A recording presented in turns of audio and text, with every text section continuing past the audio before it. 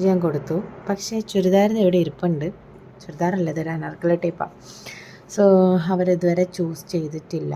ഞാൻ purple and പിന്നെ ഒരു ബ്ലൂ പിങ്ക് ചേർന്നിട്ടൊരു സാരിയാണ് കൊടുത്തു വിട്ടത്.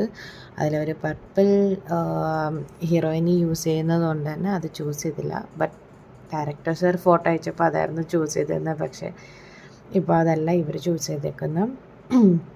പിന്നെ ഇത് എൻ്റെ ഫുഡ് ഇവിടെ ഇരിപ്പുണ്ട്. പിന്നെ ഇനി എഗ്ഗ് വരത്തേ ഉള്ളൂ. അപ്പം നിങ്ങൾ വിചാരിക്കുന്നത് എന്താ ഡയറ്റാണോ എന്ന്? അങ്ങനെയൊന്നുമല്ല. ഡയറ്റാണോ എന്ന് ചോദിച്ചു കഴിഞ്ഞാൽ പ്രോപ്പർ ഡയറ്റൊന്നും അല്ല ഞാൻ ചെയ്യുന്നത്.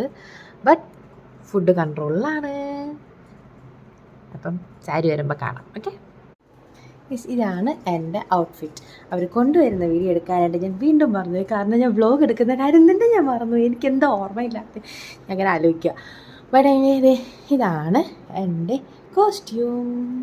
നിങ്ങൾ ഓൾറെഡി ഇത് കണ്ടിട്ടുണ്ടാവും. ഞാൻ ഫോട്ടോഷൂട്ടൊക്കെ ചെയ്തിട്ടുണ്ട് ഇതിൽ. ആൻഡ് നമുക്ക് ഹെയർ ചെയ്യണം. സ്ഥിരം ഹെയർ തന്നെയാണ് അതൊക്കെ ഇങ്ങനെ വെച്ചിട്ട് വെക്കാമെന്നുള്ളത്.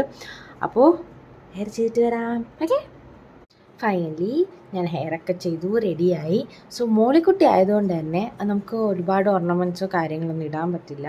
കാരണം മോളിക്കുട്ടിക്ക് ആരുമില്ല, പൈസ ഇല്ലാത്ത കുട്ടിയാണ്. അപ്പോൾ അധികം ചിലവാക്കാനൊന്നും ക്യാഷ് ഇല്ലാത്തതുകൊണ്ട് തന്നെ ചെറിയൊരു മാല ജസ്റ്റ് അത് ഇങ്ങനെ കിടക്കുന്നുണ്ട്. ആൻഡ് ഹെയർ ഞാൻ ചെയ്തു. എൻ്റെ ലൈഫിൽ ഞാൻ ഫസ്റ്റ് ടൈം ആട്ടോ ഇങ്ങനെ ഹെയറൊക്കെ ഒറ്റയ്ക്ക് ചെയ്യുന്നത്. അല്ലെങ്കിൽ എപ്പോഴും മമ്മി എനിക്ക് ചെയ്തു തരാറുള്ളത്. പക്ഷേ ഇതിപ്പോൾ എനിക്ക് ചെയ്യേണ്ട സിറ്റുവേഷൻ ആയിപ്പോയി. അങ്ങനെ ഞാൻ ചെയ്തു.